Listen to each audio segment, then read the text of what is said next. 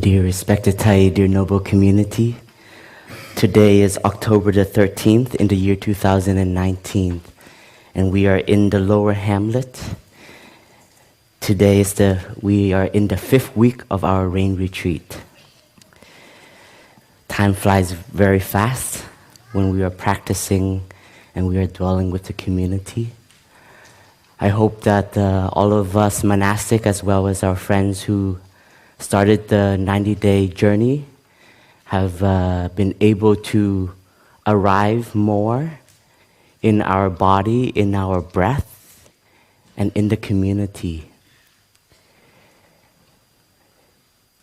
In just 4 days, the Sangha will be welcoming in Plum Village 11 new monastics. And in Deer Park Monastery, they have 4 aspirants that will also be ordaining with the ginkgo tree family. So altogether will be 15 new ginkgo trees in the Brown family. And when we ordain as a group in Plum Village, or we call them families, is to help the individual support each other, as well as see each other and train to see each other as brothers and sisters of the spiritual family. And our tradition is every family is given a tree. The history at the beginning, it was animals. Like we had the fish family, we had the bird family. But what happened was they flew away. They flew out of the community. So Thai is like, okay, I need to make them trees. So that they can take root in the Sangha, taking root in the practice, and taking root in the nourishment that we can receive from the community. And as a member who is entering into the stream of the monastic community, you are not doing this just for yourself. Each and every one of you, you are carrying with you the heritage of your whole ancestral lineage. So when you become a monk or when you become a nun, your parents, your brothers, your sisters, and your ancestral lineage is also having this opportunity to experience the life of spirituality. When we practice touching of the earth, we don't practice to bow as an individual. But when we touch the earth deeply, we can recognize that all of our ancestors are touching the earth with us, being in touch with the wonders of life, being in touch with the gratitude. Just like this, when we aspire and we become a monastic, we also do it in the spirit. So as an individual, but you are also carrying a whole collective body.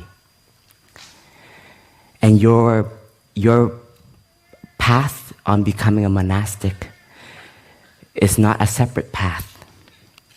I'm sure that you could reflect on all of the conditions that have supported you to have the aspiration and also to make this courageous step in wanting to learn to let go of all of our afflictions. When I was a young aspirant in the community, or before being accepted, I asked one of the monks, "Do you think I can do this? Do you think I could be a monk?" You know, I was only 13 at that time. I don't know why. I wanted to join this bald and brown family, but the calling was really strong. The calling was like, if I cannot do this, I don't think I would be able to breathe lightly. And I was very lucky to ask one of the elder brothers in the community now. And when I said, "Do you think I can do this?" And he said, "As long as you have the aspiration to help all beings." He said, if you can check in your aspiration and in your heart that deep down inside you have that aspiration, then I can see you becoming a monk. He said, having fun is not enough.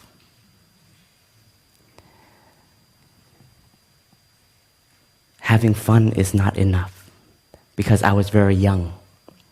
And for me, having fun was a big factor. And the Plum Village community is very fun. But the foundation of our aspiration has to have a very deep source in order to continue to keep the fire alive in us. In the first month of our rain retreat, we've been reflecting on how to keep the fire alive in us, what we call the beginner's mind or the bodhicitta. And for all of us who are not aspiring to be monastics, but are aspiring to practice mindfulness, that is also fire. Because when we apply the art of mindful living, we suddenly see we have to change our way of being in daily life. Because mindfulness is the lens that gives us clarity.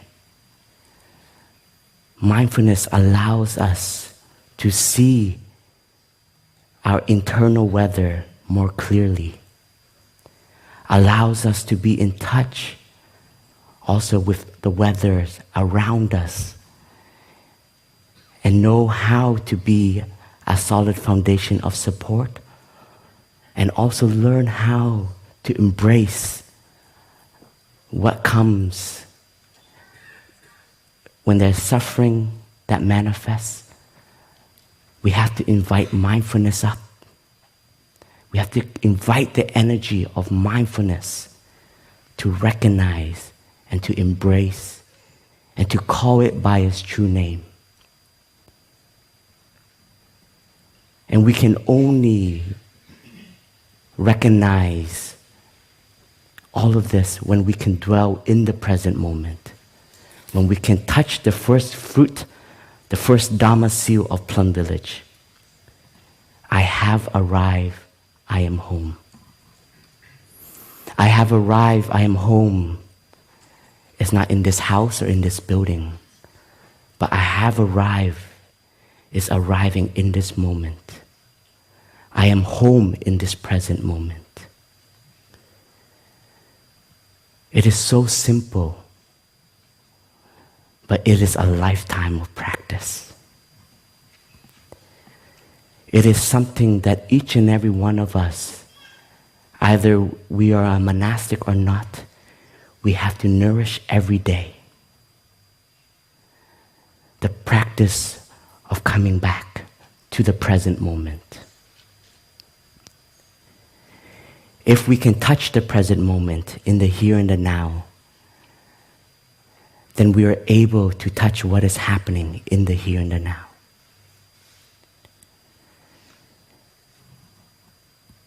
And as a practitioner, our dwelling will grow every day as long as we put in the work. We put in the intention as well as the determination and the practice.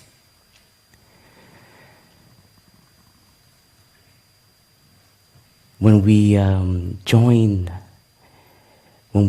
the the family of monks and nuns, we are not only joining for ourselves, and we're not only nourishing our spiritual aspiration,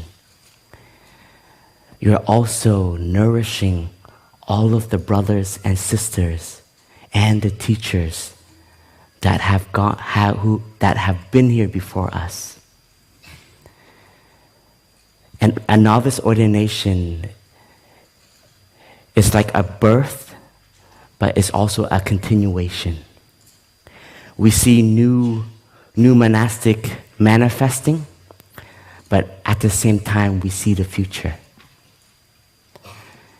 We see the future in you. Each and every one of you will become a part of this river.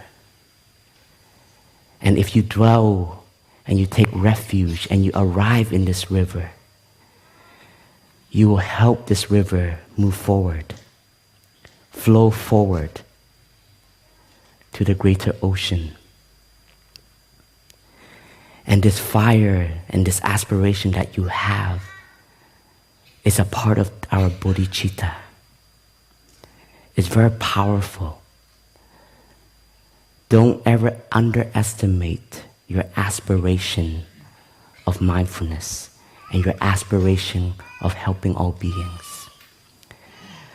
That is the fuel that will support us during the times that we feel discouraged or we feel lost. This is something that we have to touch daily. And we're very lucky that as a monastic in the Plum Village tradition, we have a very supportive environment. We have monks and nuns left and right. We have friends coming year-round to remind us why we are monastics.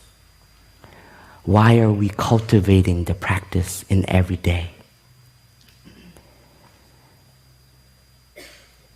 We have to also understand and see the fruits of our practice. And to see the fruit of our practice, we don't have to wait 10 years, 20 years of being a monk or a nun. We can see the fruit of our practice right here, right now.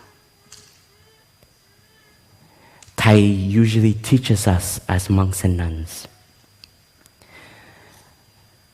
that a young novice that can make one step of mindfulness with freshness, that is an encouragement for all of us.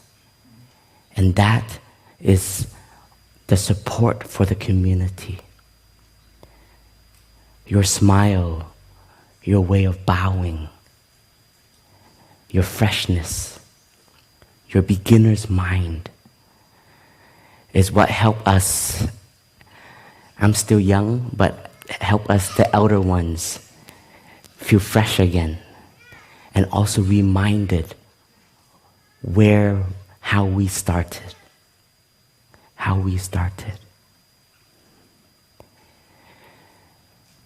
And the bond that we make as a spiritual family, especially the ginkgo tree family, when you are ordained together, is a link, is a network that will be engraved deep in your whole being. And this brotherhood and this sisterhood is what will also support you. And it is also the link to connect to all of us other brothers and sisters in the community. Today I want to share with you some art of how to live happily in the monastic family and in the Plum Village family. We have to recognize the lineage that we are a part of. We have a very rich history, a very rich lineage that goes back, our Zen tradition. When when we wear the robe of a monk or a nun, we are representing the three jewels. So when we represent the three jewels, that is the mindfulness practice. We have to know how to walk, how to sit, how to breathe, how to share, how to listen in the spirit of the three jewels. We don't look for perfection, but we aspire. We don't expect any of you to be perfect right away. As a community of monastics, we are also human beings. Sometimes we put this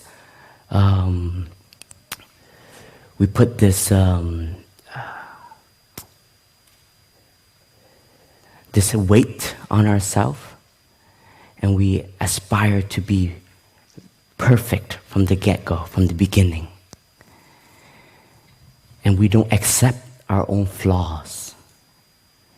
It's a very easy mindset that we can get into, especially when we just start.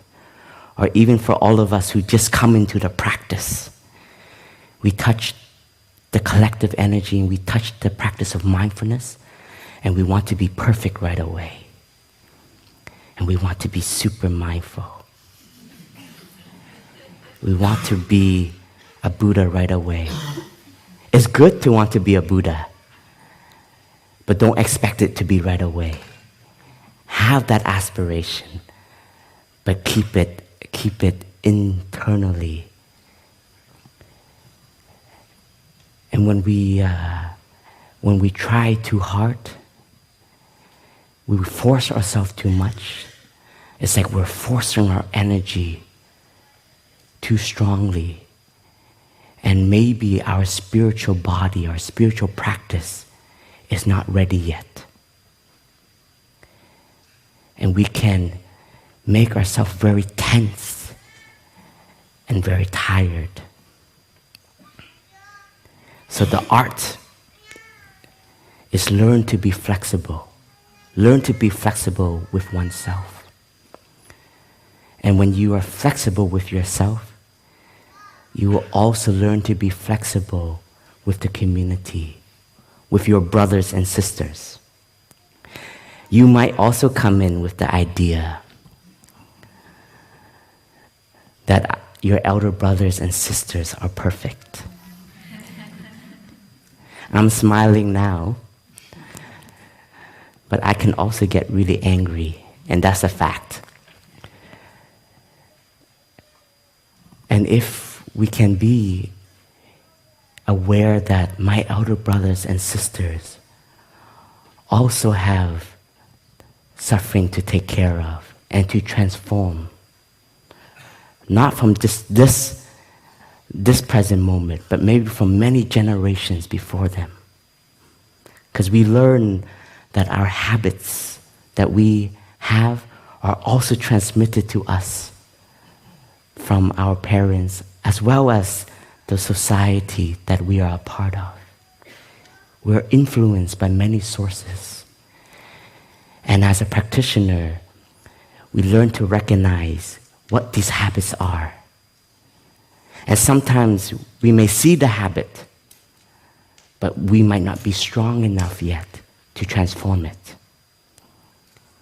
So remember that too. You might recognize the habit, but we might not yet be ripe enough for that habit to transform. But already the practice of recognizing the habit, bringing mindfulness to take care of it, is the process of our transformation. And so when we also see the human side and the habits of our brothers and sisters, we have more understanding.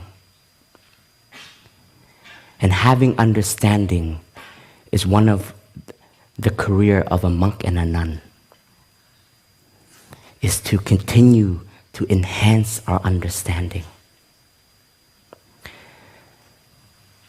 Mindfulness, concentration, and insight are the three trainings that we will carry as long as we are a practitioner, whether we are a novice monk, a bhikshu, a Dhamma teacher, a OI member, a friend who has taken the 5 mindfulness trainings, or those of us who just are aspiring to learn and put the practice into our daily life.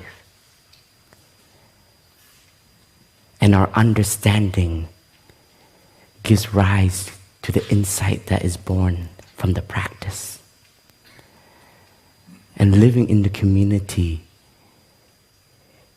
we learn to recognize our own habits. You know that we come from many backgrounds, and already it is amazing to see that so many different brothers and sisters already are living in harmony. Of course, we have the 6 guidelines, the 6 harmonies that we apply. But each and every one of us also have to have the heart of understanding in order to let go and to accept.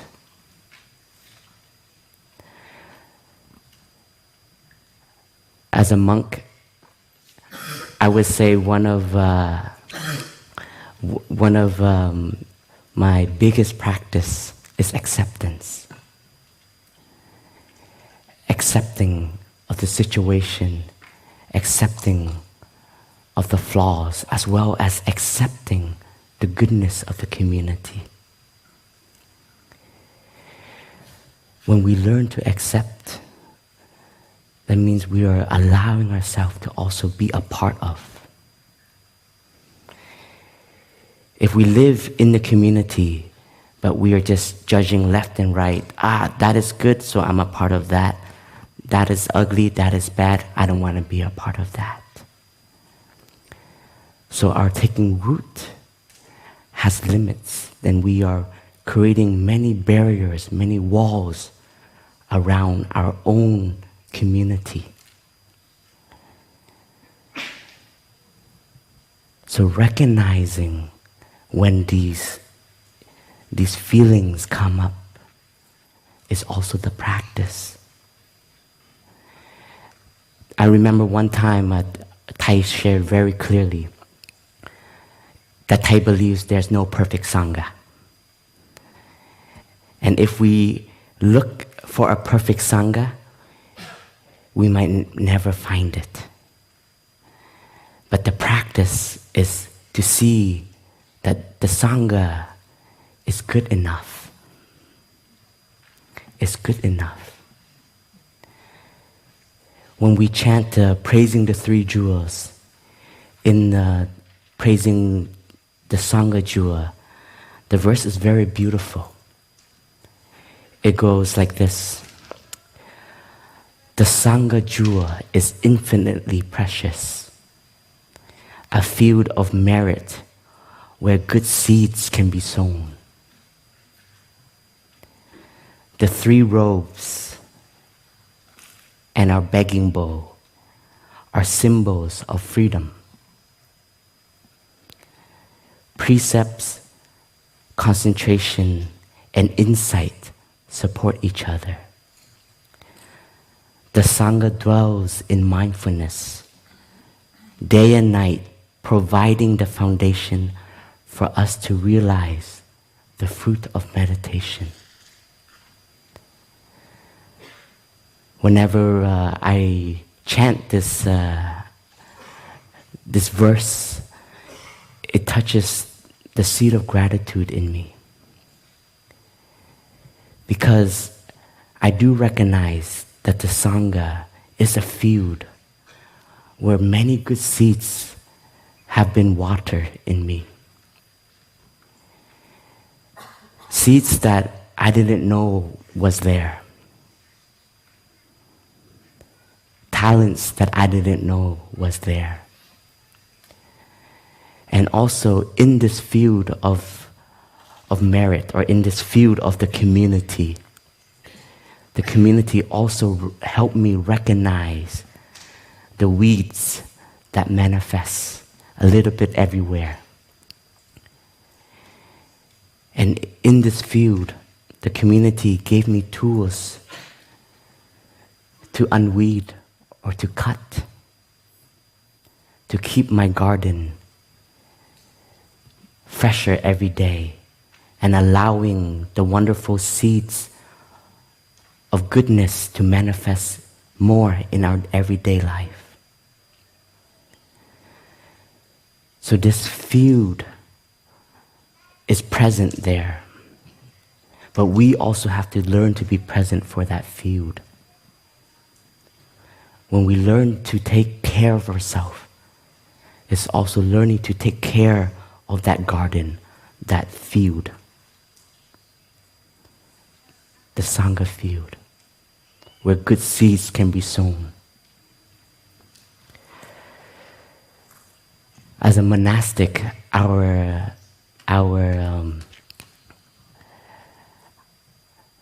essence that we nurture every day is humility and simplicity.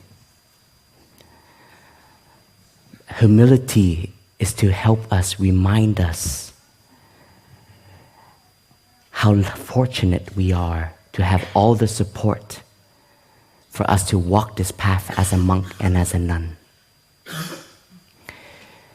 In one of the verses that I learned when I was a monk, and I think many of us have also learned, they said, as long as we are wearing the shirt of the Tathagata, we don't have to worry of being hungry. The shirt of the Tathagata, the shirt of the Buddha. Because as long as we know we are practicing the right path, we will have the right support in order for us to follow this path. And what does that mean?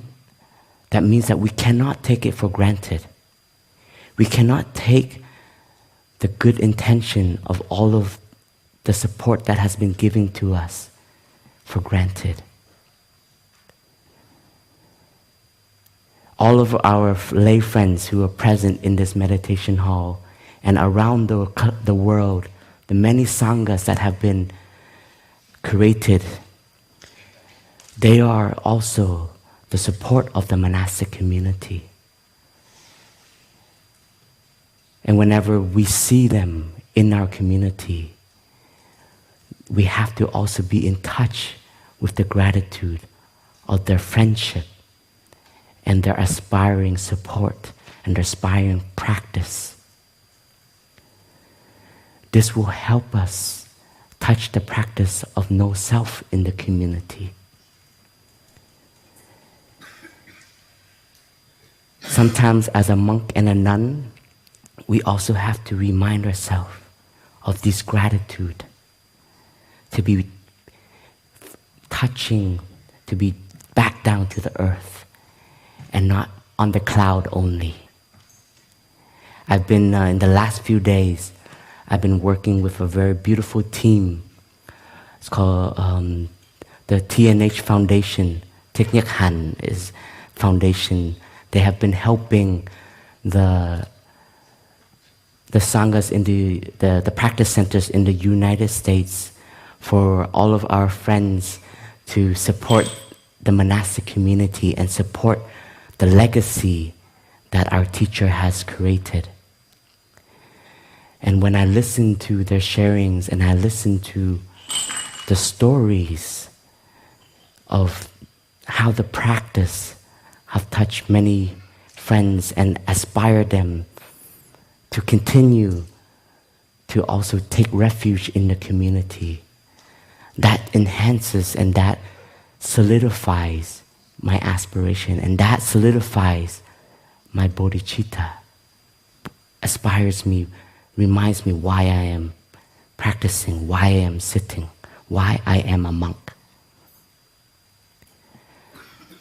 And when we can be in touch with this, and we can be in touch with this deep gratitude, that is also a very strong nourishment and a source source of food for your aspiration. And Plum Village, uniquely, this is also the reason why we are here. We don't become a monk or a nun just for ourselves. We become a monk and a nun to help all living beings. And one of the living beings that we know that can help many living beings are other human beings. And therefore, it is important for us to be in touch with all the lay friends that come into our community, to listen to their sharings, to learn how the practice touched their heart, and also to see how we can support them. Because that is the nourishment that we also need as a monastic. That is a nourishment that the community needs. So if you became a monk in the Plum Village tradition to sit in the forest all day, this might be the wrong monastery. This is a part of our service. This is a part of our training, a part of our life. And I feel and I think it is very important for us, new monastic and existing monastic, to also be reminded of this. And this comes from also our teacher's aspiration. Thai started as a young child that grew up during times of conflict and war in the country. And around this young child was a lot of despair and a lot of suffering, not much peace. And one day he saw an image of a Buddha on a magazine. And he saw how peaceful and how beautiful that smile was on the Buddha. And that touched his seed of aspiration. That was the start for him to find the path to becoming a monk. And when Thai became a monk at the age of 16, in his training, one of his first aspirations is he saw that I need to renew Buddhism because the teachings are so deep and so beautiful, but at the same time, it is a little bit outdated or not relevant, the language and the way it is being presented. But Thai touched the deep practice and the deep teachings of it. And as the war continued, Thai knew that he cannot just sit in the temple, in the monastery, and just pray and just chant. But as a child of the country and a part of the community, he had to also engage himself in what is happening around. And with his flame, his bodhicitta, he encouraged many other young monks and nuns around him, and many young social workers, young people who had the same aspiration, that didn't want to take side on any conflict, any side of the conflict, but wanted to just relieve suffering a little bit here and there with whatever capacity they can do. And that was the work of the community that Thai started. And through the work, it was very difficult. They were going to villages that were being bombed. The safety of an individual is not granted. But the heart, the understanding, and the compassion as a community was so powerful. And thanks to this, also the days of mindfulness were born. A day where they come together as a community and just practice to understand and to nourish our own joy and happiness.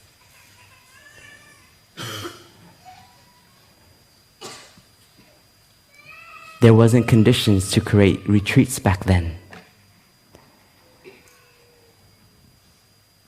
But it was very clear that what was happening and what they did as a community also nourished the fire in them, the fire of love and of understanding. And so Plum Village is also a continuation of that.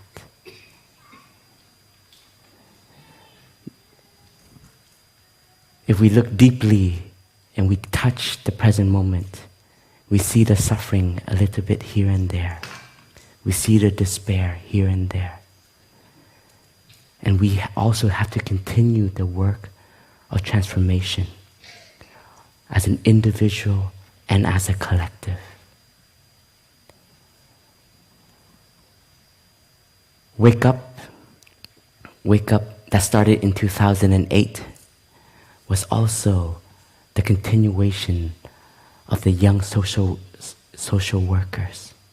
That aspiration that Thai started, all that seeds were still present and just waiting for the right moment to manifest again. Plum Village is also the continuation of the work that was done and started in Vietnam. And so as a community and as student of Thai, we are continuing to plant these seeds, and we are continuing to renew the teachings, as well as bring forth the teachings into places that have not yet gone. The teachings have not yet gone. And we're very fortunate. We have a very large and beautiful lay community, and you can go to places where monks and nuns sometimes cannot go. And in the works of our teachers and the legacy of our teacher in Plum Village, one of his dreams was to bring the practice into schools, into children. And we're very happy that many teachers have joined the Wake Up Schools retreats that we offer a little bit everywhere, every year. And we know that as teachers, as carers, we can be second chances for many young people who don't come from beautiful backgrounds. And as a teacher, we can water the good seeds in them, in the young people. And as a community, we are also doing that. The field to sow good seeds. Everyone has good seeds, but sometimes we just need the light to show, and we need the rain to nourish it, and the sun to give it the energy for those seeds to grow. Let us just take a moment to enjoy our mindful breathing, to nourish the good seeds of mindfulness inside of us. The seeds of stillness, the seeds of calm.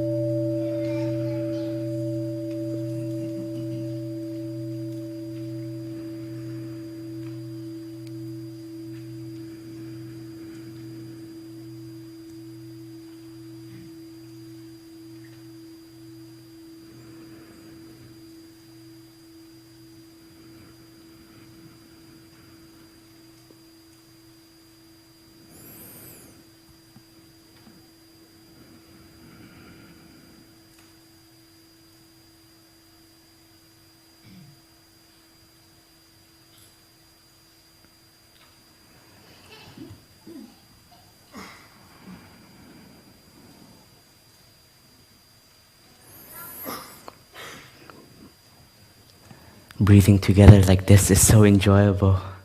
I wish I can just breathe like that for another 30 minutes. But I will continue to speak.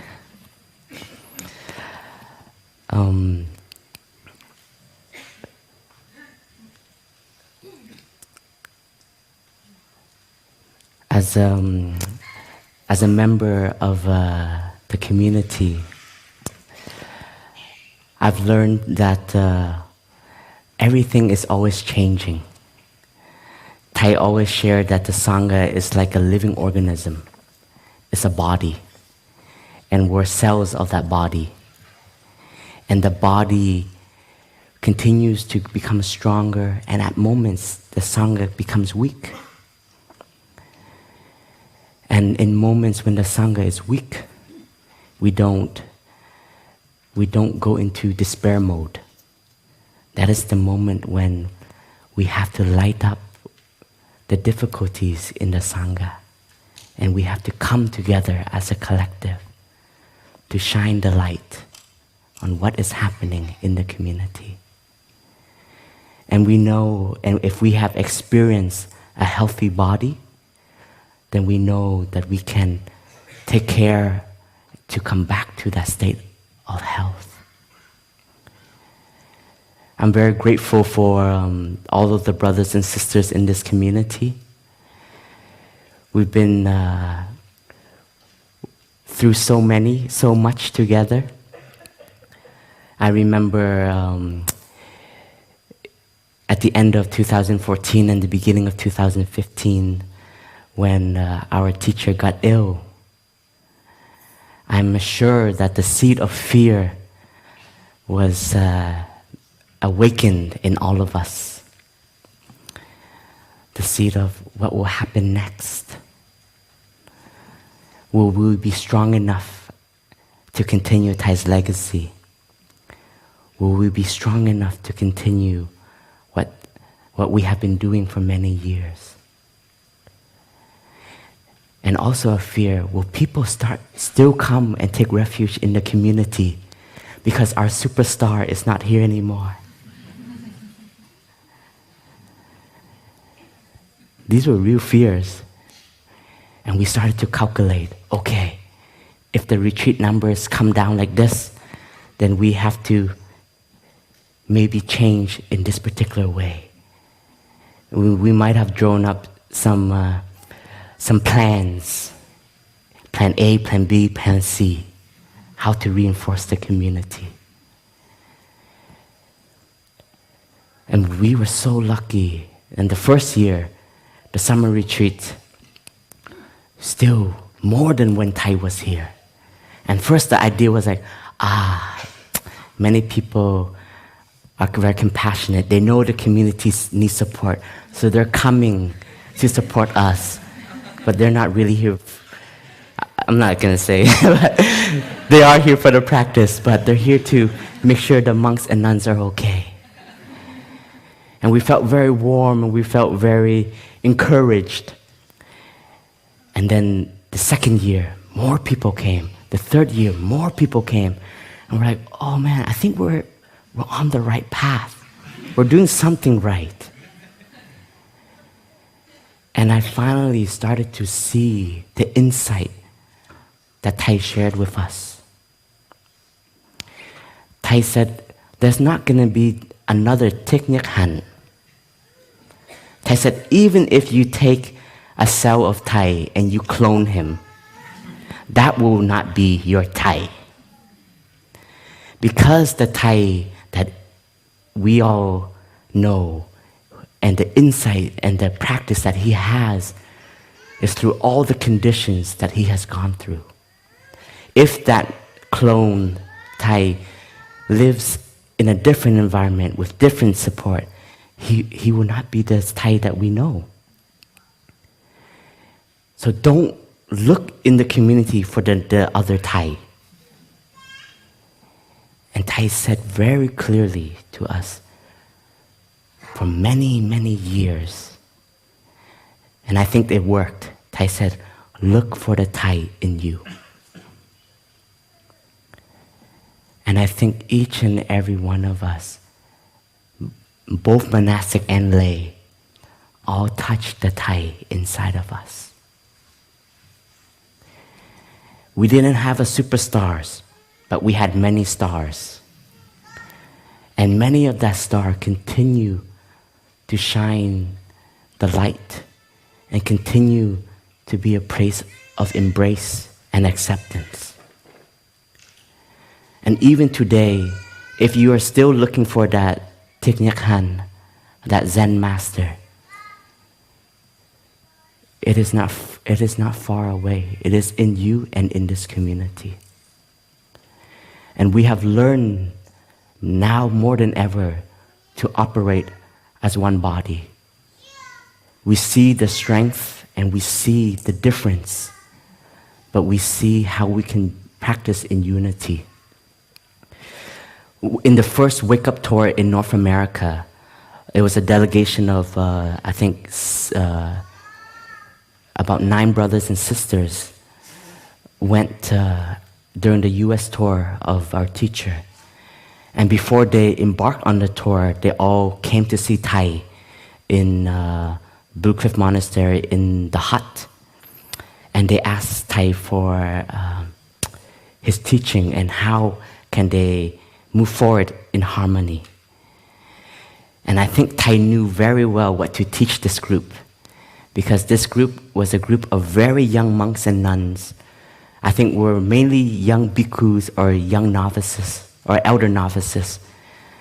Had a lot of fire, had a lot of potential, and are very talented, but could be very stubborn, because everyone has a view, and our views can be very strong. And Thai taught them that Thai wants to see them practice as our 2 hands. Each and every one of them is different. Different strength, different length, different capacities. But when the fingers come together and form a fist, there is no conflict. There's always harmony. There's always unity. So Thai shared with those young monks and nuns, always look at yourself as one hand with different strength.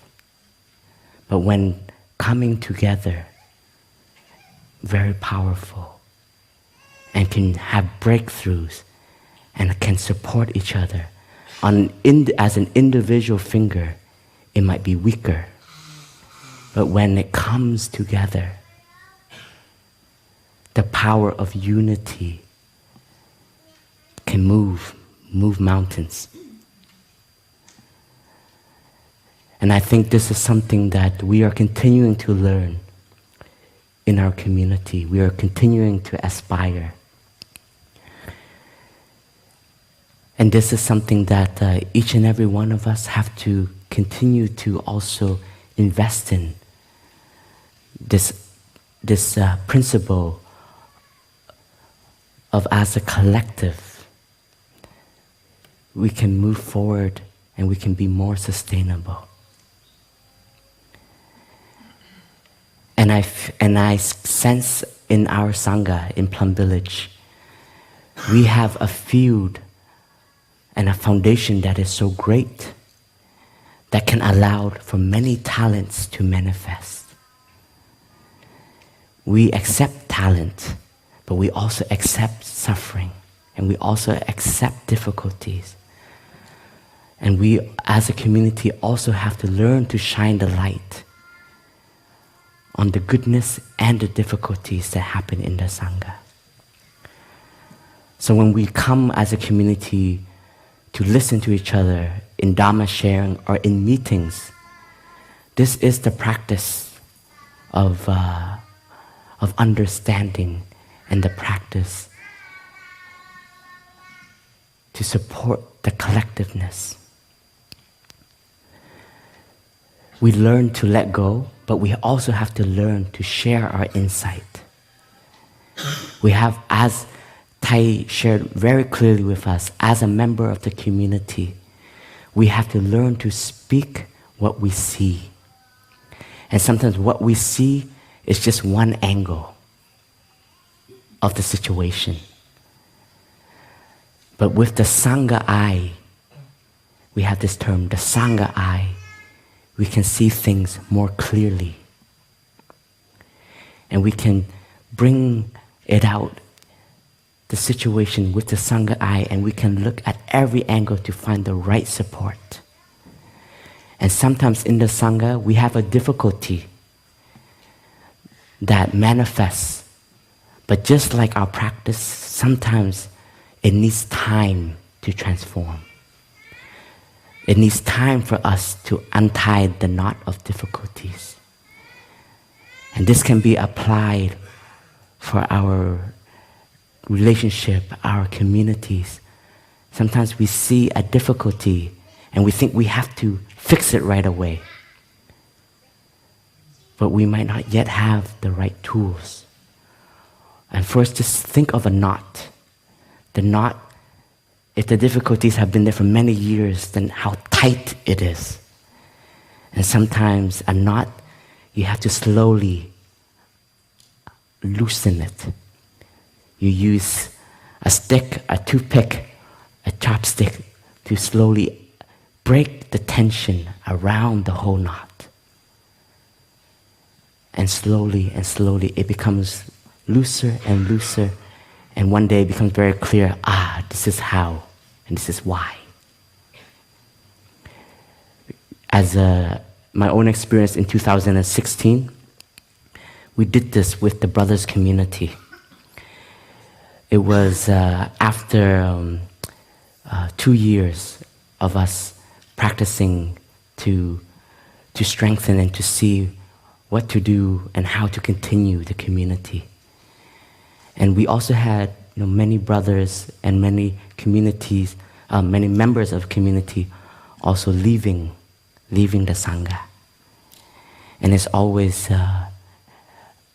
a sadness when that happens. Because we know that just like the trees of the roots, we've been connected. So when that tree leaves, then that gap is present. And we feel that sorrow, we feel that sadness. And it's very normal, we should be sad. But we also have to see the bigger picture and see the other trees that are still there. And that year, the balance between Upper Resident, Upper Hamlet, and Shengha was very imbalanced. It was very imbalanced. And there was perceptions that which Hamlet is better, which resident is stronger, which one is more mindful, which one is much loose. And we had so many perceptions about each other. And it was time for us to finally sit down and to just listen. And I remember coming into this meeting, I was facilitating it. I had no idea what's going to happen, but I knew this knot is present. And we presented the knot. And I also had plan A, plan B, and plan C. But what was beautiful was when we came in, one brother just shared, you know what? I'm just happy that we're all still here. And that was a truth. I'm just happy that we are all still here. And that was the beginning of loosening the tension, because it lighted up the insight. You're right. Why are we being so hard on each other? We should see that we're all still here is already a joy, and it's something that we have to be happy about, and we have to shine that light. And from that, we allowed many brothers, not sisters, I was about to say sisters, many brothers to then open and just to share truthfully what is happening, what is going on for them. It was a safe zone. We created a safe zone, and everything we shared will be kept in the group. It is not about judging. We call it shining light. We shine the light. And the first meeting went on for 3 hours. And we came out of the meeting with no solution. We came out of the meeting with no solution, but we came out with a sense of the beginning of understanding. And I said, okay, we'll meet again in 2 days to find the solution. And again, we came in. I had plan A, plan B, and plan C. None of those plans were touched because more loosening needed to happen. And when we share, our practice to share, we always sit in a circle. So there's no front, no back. We sit in a circle. It could be many circles, but it is an embrace and a unity. And the way we see it is when we share our insight or we share our own difficulties, we put it into the heart of the community. And then that practice, we allow that joy or we allow that sharing to be the sharing for the community. And then we let go. We've done our part to share our insight. We share our shining light. And the others will share. And then the more the clarity becomes clearer of what we need to do and what we don't need to do. So in our meetings, in the Bhikshu and Bhikshuni, we never vote. We don't go, who wants to go with plan A, and then we have 70-30. Because once we do that, we split the community. We have the winners and the losers. So we always the practice is to always come to a consensus. And then what is the practice if somebody shares the opposite of what is happening? That person has the right and should be encouraged to share a different view. But when they share, we always have to share with the quality of deep listening and loving speech.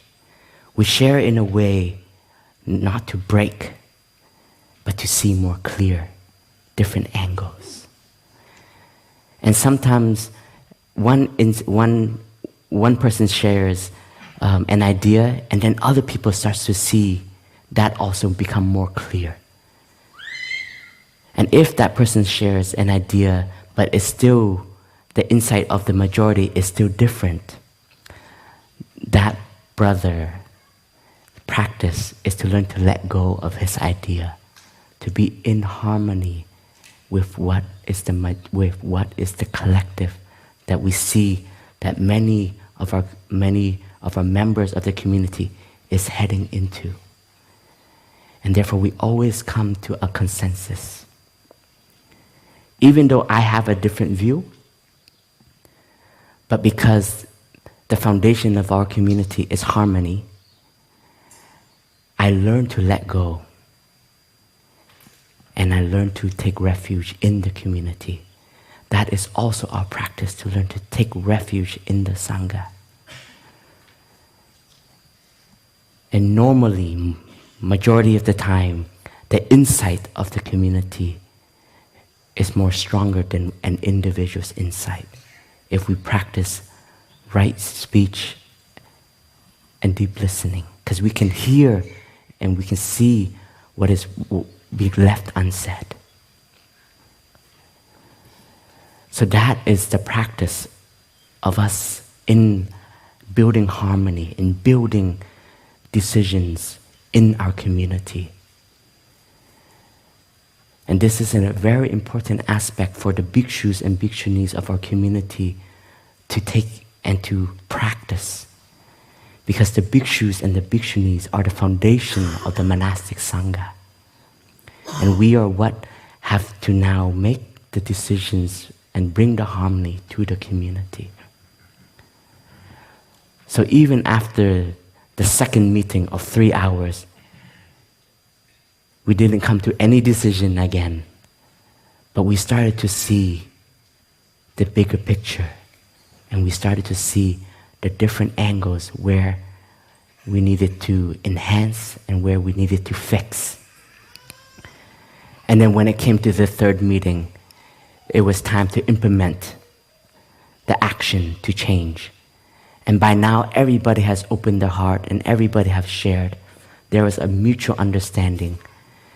And when we asked for volunteers to change, to shift, to bring back the balance of the practice and the energy of the community, everyone was willing to go.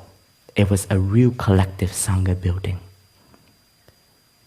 And so sometimes we need time also in the community. We have to see this. We need time as a community to take care, and we don't expect it to be fixed right away. And also know that if you want to fix something, it's always good to be a part of the fix, rather than just to stand outside and criticize. Because that doesn't help at all. We can shine the light, right? We shine the light. So I feel this is something that we have been practicing in Plum Village, but it can also be applied elsewhere. A little bit everywhere. In our relationship, in our companies, in our team building. Because it brings the openness and the connection. And that is what is powerful. Once there's understanding, things will move much more easily and much more productively. Let us listen to another sound of the bell.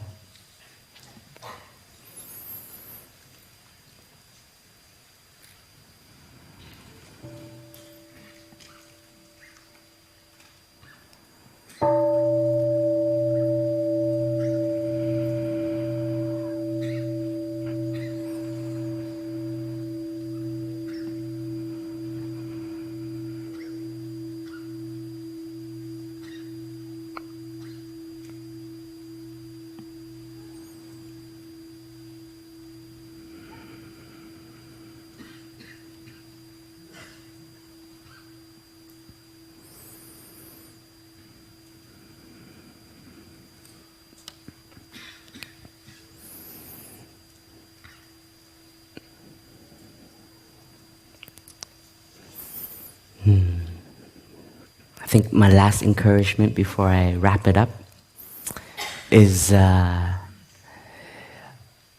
when I share that we want to be a Buddha, we, as a monk or a nun or as a practitioner, we should have that.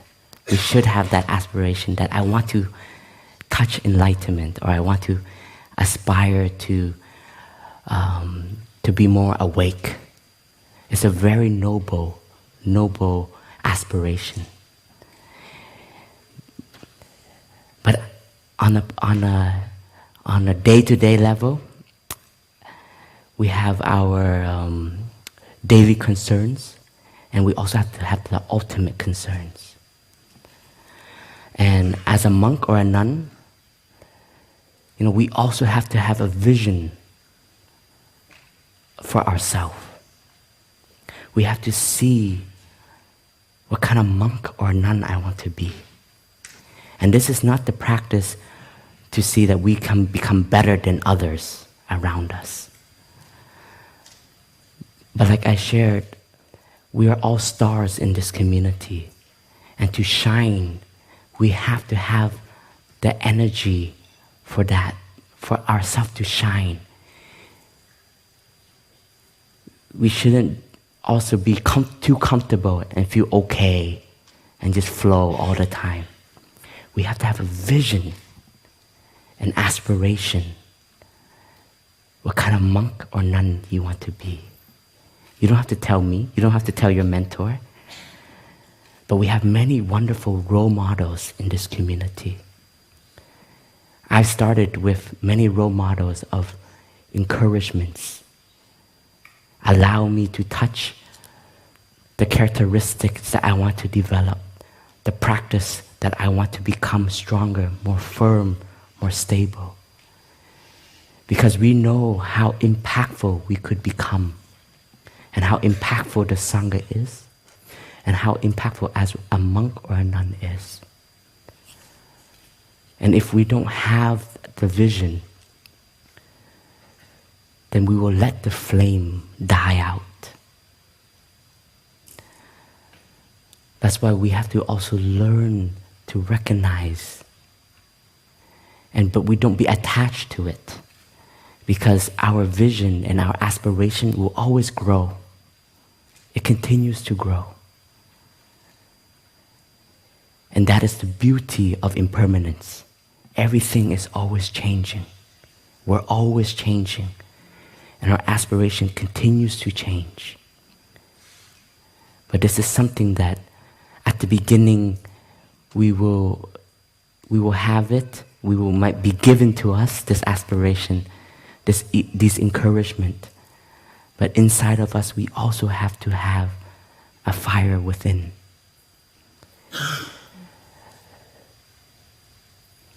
And the aspirations that we have, we also have to have the time and the effort to see how it can align with the community's aspiration.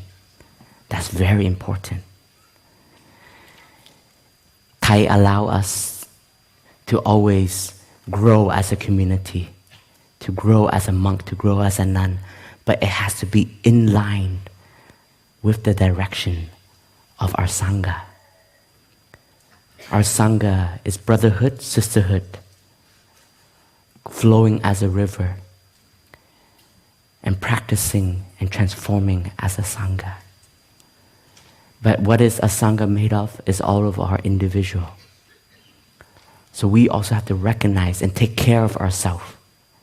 We don't only wait for the community to take care of us. We taking care of ourselves is also taking care of the community. And as young monks and nuns, when you first come in, have the eagerness and have the seed of investigation. I know there's going to be some difference that you will be in touch with. It could become cultural. Because I know some of you, you might be the first generation in your whole ancestral heritage to touch Buddhism. Because you have different heritage. And so touching the monastic culture might be very new. And my encouragement is, don't become allergic. Don't say, that makes me itchy, I'm not going to touch that anymore. But our practice is, that is different. But it has been here for many generations, because the monastic culture has been here for many generations. And we have to have the openness to see and to understand how and why.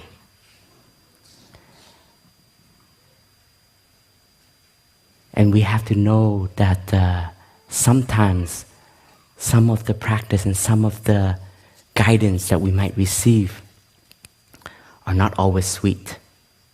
Sometimes it might become a little bit bitter.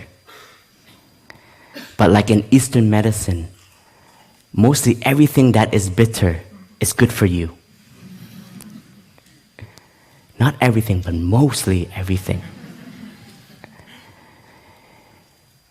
And a lot of the guidance that we come from, I can share this as an elder brother.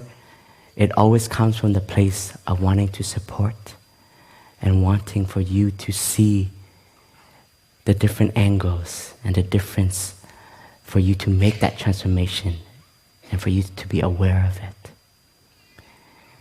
And this is also an encouragement for myself to continue in that spirit of when I offer guidance. I want to share with you one of my joy I had, a real transformation that I had. A few days ago, I was encountered by a group of organization in Plum Village, and the community have come to one decision. But now that decision is not the best decision because we saw an error. And this group of brothers and sisters saw this error and came up to me and shared it with me. Like, dear Thầy Phap Huu, could you please fix this? And I said, you were part of the meeting, why didn't you speak up? And they said, oh, I totally forgot. At that moment, anger came up in me. Irritation manifested. And in my mental discourse, I was like, do you know how hard it is for me to gather all 3 hamlets to come together to make one decision? Do you know how difficult it is and how much energy it takes? But I just listened. And each and every one of them, I hope I allowed the space for them to share why. And I hope that my facial expression wasn't too obvious. But I was definitely breathing in and out very deeply. And I was also creating the space. And also being open to know that not everything we decide is always the right decision. And I think in the end, I said, okay, I will try to make it better. I will try to communicate. And after that, I left. And I felt so happy. Because Phap Huu last year would have argued back. Phap Huu last year would have used his elder brother voice, put his 2 hands on his waist, and said, da da da da da da da. And maybe my relationship with all these brothers and sisters would take a month for me to restore.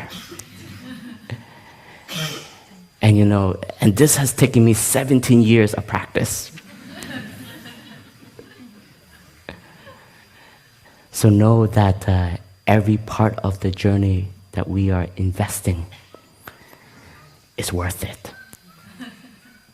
And it will bring and you will see yourself grow in a way that is very organic. And sometimes we might not see ourselves grow, but the community will see us grow.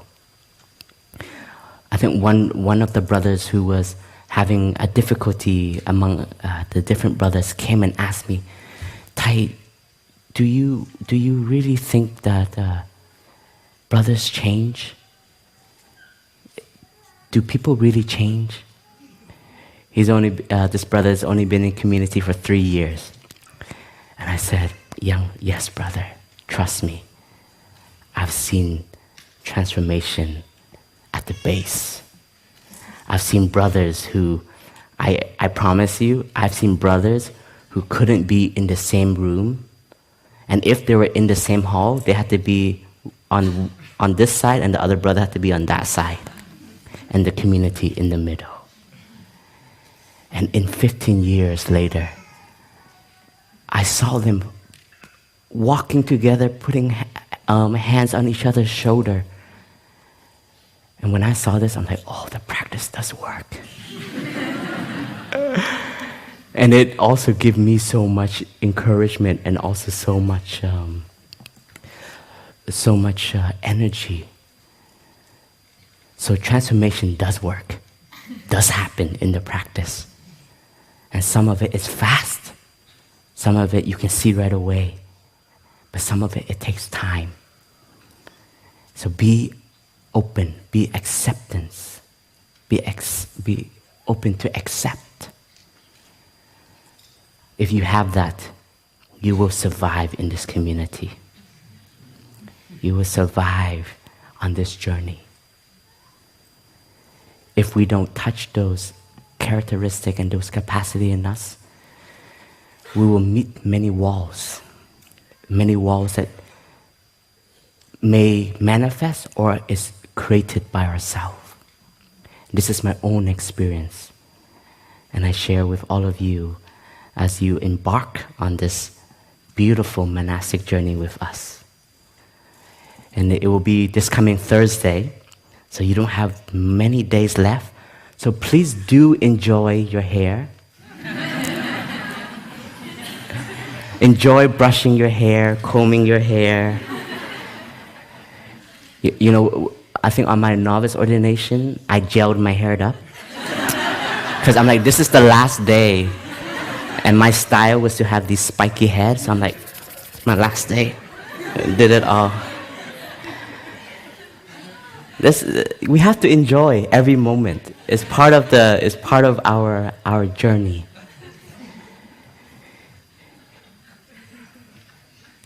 Thank you so much, dear brothers and sisters. Thank you so much, community.